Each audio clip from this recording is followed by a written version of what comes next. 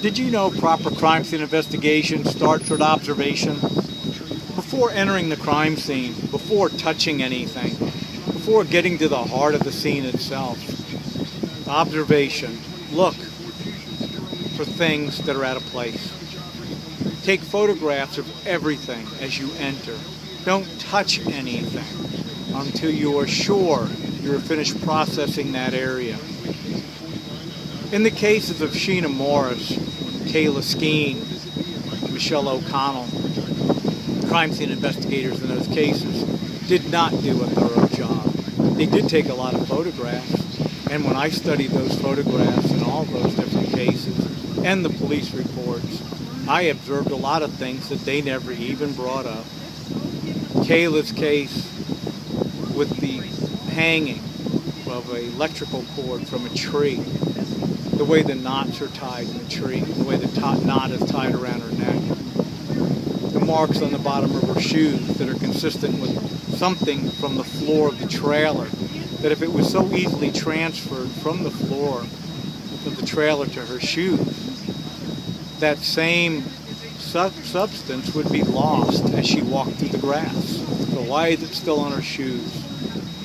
You have to ask yourself that question. Sheena Morris's case, same thing with the sand on her feet, but not on the shower floor. Why didn't they process the shower floor?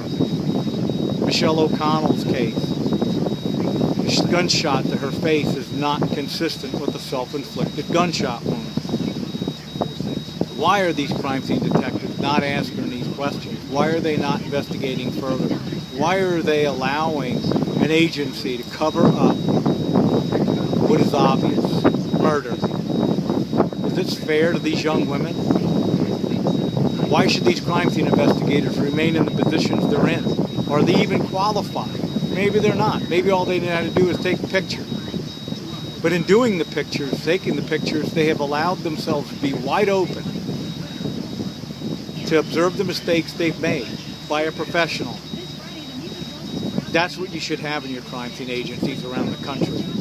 Not some good old boy or good old girl that's a friend of the sheriff or the chief, but someone that's qualified. Someone that will stand up and say to the detective, you're wrong. This is a homicide. This is not a suicide, and here's why. You don't have that in any of these cases. And that's where we have to stand up and say to the sheriffs and the chiefs of these agencies around the country, stop. Stop putting people in positions they're not qualified to hold.